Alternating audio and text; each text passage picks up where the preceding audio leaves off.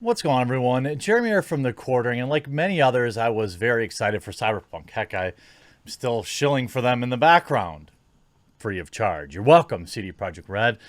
And the release of Cyberpunk, in particular, the consoles, the console release was very bad. I'm not going to sugarcoat that anymore. I think people have come around to understanding that reality. And the PC version was decent. There still were and are, even today, a decent amount of bugs in the PC version that plague the immersion and playthrough. But overall, the PC version, pretty decent, about what you'd expect from a AAA release. And then the months have slowly gone by, and CD Projekt Red has worked really hard to continue to make the game a little bit better on last gen consoles, as well as fixing certain things on the PC. And I think that CD Projekt Red has put itself, by their own decision making, in a very tough spot. It leaves fans of the game and of the company in a tough spot as well. You want to hold them accountable, but you don't want to just throw them away wholesale, because they've got a lot to fix still in this game, and they've got a lot to deliver still in this game. There is a bright future, in my opinion, for Cyberpunk 2077. We learned today in a new apology video, a literal apology video, put out on YouTube by Cyberpunk, a CD Projekt Red CEO, or co-founder, that there are many new details about the game's launch that we didn't know before, that we do know now. I don't think that it necessarily excuses pushing out an unfinished game. It doesn't excuse what is very clearly a significant amount of removed content. It doesn't excuse broken AI on the in the wanted system, where they appear out of nowhere, spawning into walls and things like that.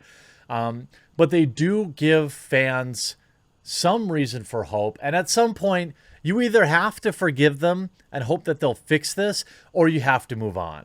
My advice for people who want to play Cyberpunk 2077, even if you've pre-ordered it and you're like halfway through or something like that, just put it down and play it later this year. I mean, that's the best advice I can give. The unfortunate problem with and that's why I've really been slow rolling playing the game, to be honest with you, because there's only one first time, if you know what I mean, gamers. And there's really only one first impression for this game. And for many people who have waited 6, 7, 8 years and have been consuming nonstop hype, the game's probably never going to live up to that standard that they've built in their own minds. But if you give it some time, I think that it will be significantly better. Now, CD Projekt's co-founder has put out a video, a personal explanation of the days that led up to the launch of Cyberpunk 2077, sharing the studio's perspective on what happened with the games on old generation consoles. Essentially, what he says is this: the data required, the throughput required to render things just isn't there on old generation consoles, or they didn't optimize for it. They worked very diligently to continue to patch things, but it still did not release in an acceptable state. The thing is, a lot of people who are excusing this are saying, well, it's 7-year-old hardware. Yeah, but you know what? Red Dead Redemption 2 looks pretty good.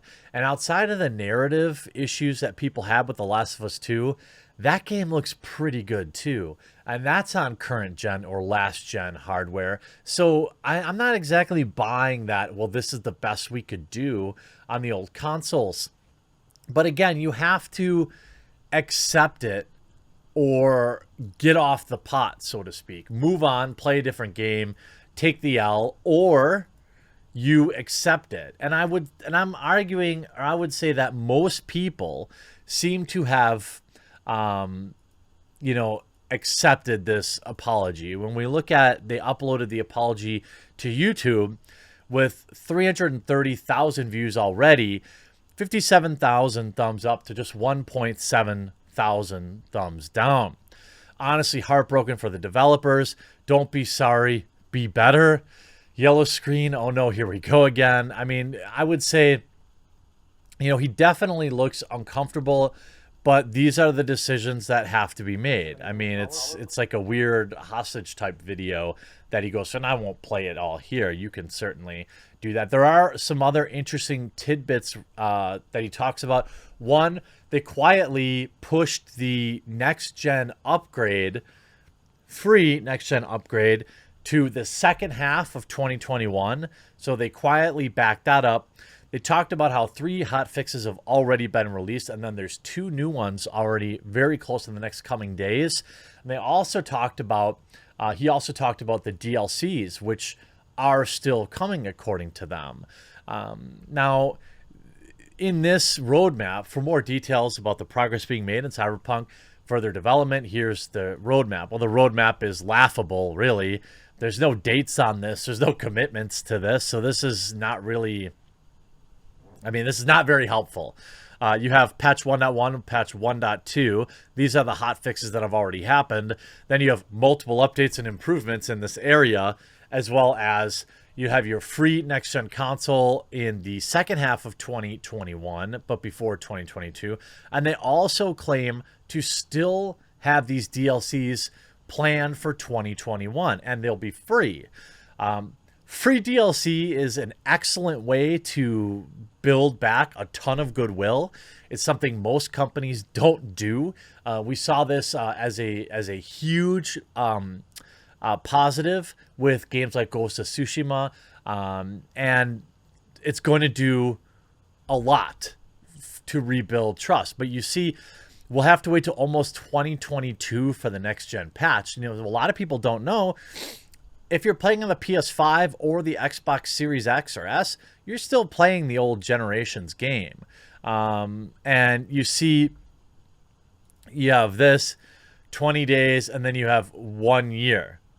So they have all this packed into 20 days, then they have this over 1 year. So they're not really committing to anything here, outside of still saying, hey, look, we're going to do this.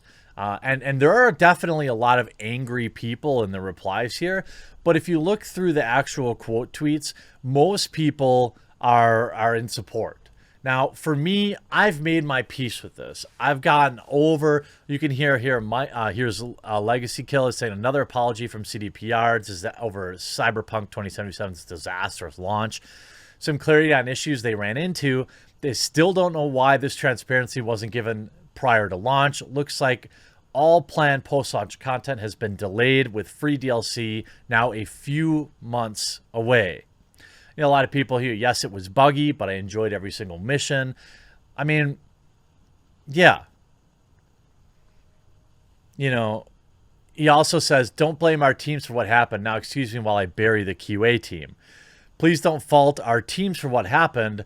Our testing did not show a big part of the issues. He does bury the QA team in this video. Fair play to this guy. He's open and honest about what went wrong. Again, most people, I think, seem willing to forgive CD Projekt Red. Our testing did not show a big part of the issues you experienced while playing the game. Huge gulp. I think anyone with base console version of the game will have a hard time believing this. I don't know. He goes, oh, no. You don't get to pull, our testers didn't find issues you all reported. You don't get to throw your QA team under the bus. You made a call to launch knowing the state of the build. You can't claim accountability, then say that. So certainly a lot of people, on the heels of Angry Joe's review, where he gave the game between a 5 and a 6, which I think is a reasonable score, depending on what you're playing. I think on PC, a 7 is still, 7.5 is probably still where I'd have it. It's really early for me to say, but it's hard to ignore the content that we can see very clearly removed. They also talk about in this video, he also talks about how super proud they were over the PC launch review scores. I don't know. It's at a 7.2. I'm not sure I would be super happy about that. Another thing he actually talked about too was that he addressed how they only gave away PC versions for review until like 2 days before launch. Then they dumped the console versions of people. He essentially said, "Look, it was getting better every day, and we held off as long as we could." So what he's really saying there is we knew it was a mess, and we were just trying to buy as much time as possible. A lot of the replies too say, "Well, this is what you get, gamers, for demanding the game." No. People can demand the game all we want. If we have to consume unending hype around a game, I'm sorry if we get excited for its release. Ultimately, at the end of the day, I do believe CD Projekt Red will fix this. I do believe that Cyberpunk 2077 will be an amazing game one day. It isn't now. I don't think it's fair to call it early access, at least in the state that it's in right now, at least on PC. But the game will probably never be what people thought it would be on base consoles, but on next-gen consoles or higher-end PCs, Cyberpunk 2077, I believe, does still have a bright future. You can see already the game is nearly half off on PC. Snag a code for the DRM-free GOG version of the game. They've got it 42% off, $35. That's not a good sign, seeing the game on sale that much. CD Projekt Red apologized for Cyberpunk 2077 bugs, says it's avoiding crunch on all future projects. Of course, that's all game journalists care about. They don't care about the actual game.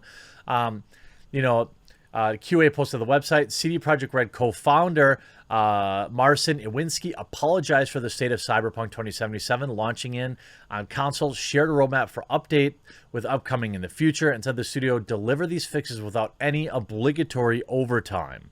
And you see here, dear gamers, we're committed to fixing the bugs and crashes, and we will continue to work to improve the game. Okay. Why is there such a gap between PC versions and old-gen consoles? The answer, Cyberpunk 2077 is huge in scope. It features a multitude of custom objects, interacting systems, and mechanics in the game, and is not stretched out over flat terrain where we can make things less taxing on hardware-wise, but condensed in one big city in a relatively loading-free environment. We made it even more difficult for ourselves by first wanting to make the game look epic on PCs, then adjusting it to consoles, especially old gens. That was our core assumption, and things did not look super difficult at first. While we knew the hardware gap, ultimately time had proven we've underestimated the task. They also talk about the main culprit for having constantly improved our in-game streaming system for old-gen consoles. Streaming is responsible for, quote, feeding the engine with what you see on screen. And we're basically talking about throughput here, as well as the game's mechanics. Since the game is so packed and the disk bandwidth of old consoles is what it is, this is something that constantly challenged us. Why didn't you test the old-gen consoles? We did. As it turned out, our testing did not show many of the issues you experienced while playing the game. As we got closer to launch, we saw significant improvements each and every day, and we really believe we deliver the final Day Zero update. Why was there a gap between the reviews? They talked about that. I already talked about. It's the priority to make things better. They're planning on releasing free DLC for the game, just like with The Witcher 3. However, they decided that our priority is working on the most important fixes and updates. We will be releasing free DLC afterwards. We'll have more to say about that in the coming months. Again, the initiative is progressing according to plan on the refunds. There are a lot of people still waiting on refunds. When is the game coming back to the PlayStation Store? We are working on fixes and updates, and we're working with Sony to bring Cyberpunk back to the PlayStation Store as soon as possible. I mean, okay, are you making the team crunch? The team is working to bring relevant fixes to the game without any obligatory overtime. Avoiding crunch on all future projects is one of our top priorities. I mean, I don't think that... I mean, they're still going to have optional overtime for people. It is what it is right now. I just don't think there's any value in continuing to kick CDPR while they're down. But I think there is value in continuing to point out that this is a rod of their own making. This is their own fault. And hope that they can make Cyberpunk 2077 the game that we all thought it would. As a player, pragmatically, what do? I say, if you can, wait. Play it later. Put it back on the shelf. Come back to it in 6 months if you really want to give it a chance. I don't want your first playthrough to be in its worst possible state. I hope you enjoyed this video. We'll talk to you again real soon.